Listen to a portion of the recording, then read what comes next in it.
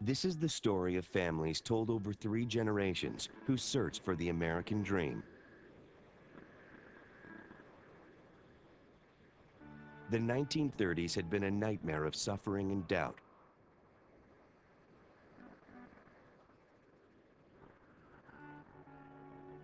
But World War II helped bring the nation together.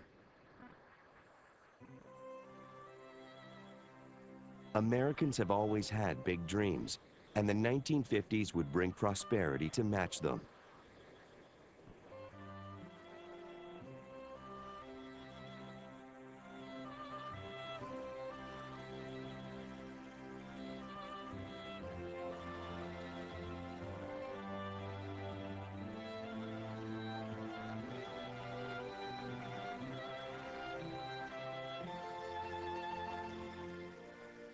On August 8, 1945, news of the Japanese surrender reached the United States.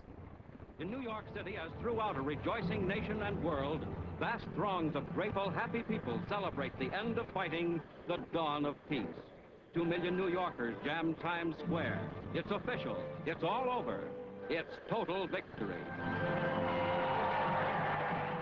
The pose may not be dignified, but the young lady is not the least upset. Peace, it's wonderful. Horns in the car was blowing, waving flags, sheets, towels, and everything. They was having a good time. They was having a good time. All over America, the boys were coming home.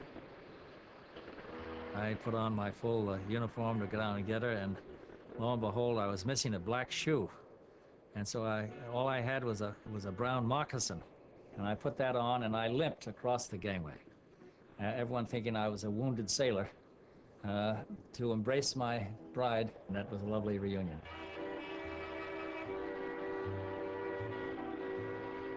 I was 2 years old, and I seen him coming across the fields, and he was doing a little bit of a jig, and he had his Navy uniform on and had his duffel bag.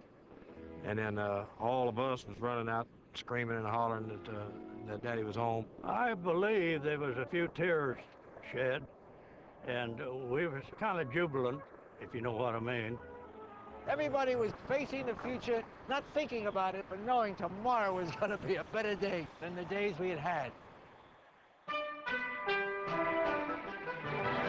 First thing I'm going to do after the war is get a vacuum cleaner and a maid to run it. I want a car. I don't care how much it costs. During the war years, most people had put their dreams on hold. They'd saved because there was little to spend their money on. Now industry switched to the consumer items of peacetime.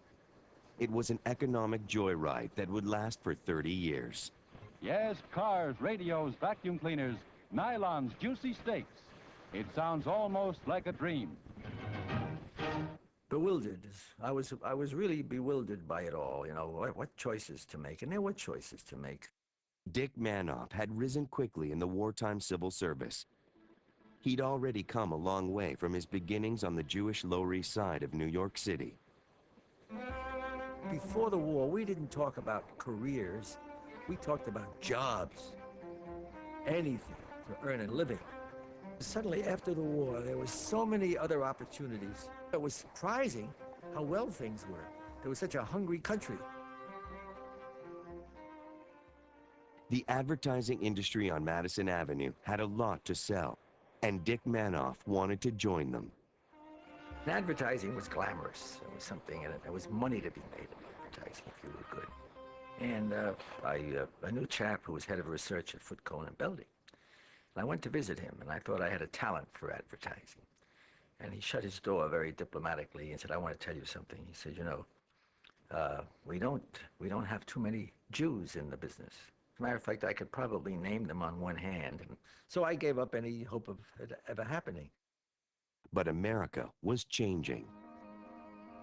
In the Navy, Endicott Peabody II, Chubb, a privileged son of Boston, had been decorated for bravery. For the first time, he'd come face to face with all kinds of Americans. I guess I learned how to get along with people because you had to get along. I believed in America as a melting pot, and that's America's strength as a melting pot. But we always should be working for it, and there are people lurking in the corners who want to keep things as they are, and that's not the success that America has. When I came home to Massachusetts, I went into politics. I believed in the Democratic Party. Some people said, well, Chubb, you'll never make it in the Democratic Party. And they said, hey, he's a traitor to his class. His class had wealth, power, and tradition. The Peabodys had come to America in 1636. Into this world, he brought his new wife, Toni. My first impression of the Peabodys, I was terrified. Aunt Rose was there. She was very formidable, and she's in her Red Cross uniform. I was commenting on the flowers, the beautiful lilacs. We don't have lilacs. And I said, what are these beautiful flowers? And Aunt Rose said, you don't know what a lilac is? In this voice, I was said, oh, that's the first mistake. And I think I made some quip. Do you know a cineraria when you see one? Just to sort of struggle back. I was always fresh. Toni supported her husband's quest to reach high political office. I was after power to go with idealism and to make our country better, to help our citizenry and to help us grow. Post-war America was booming. The GI Bill was helping millions of soldiers attend college. The assembly lines were rolling, and the models kept on changing.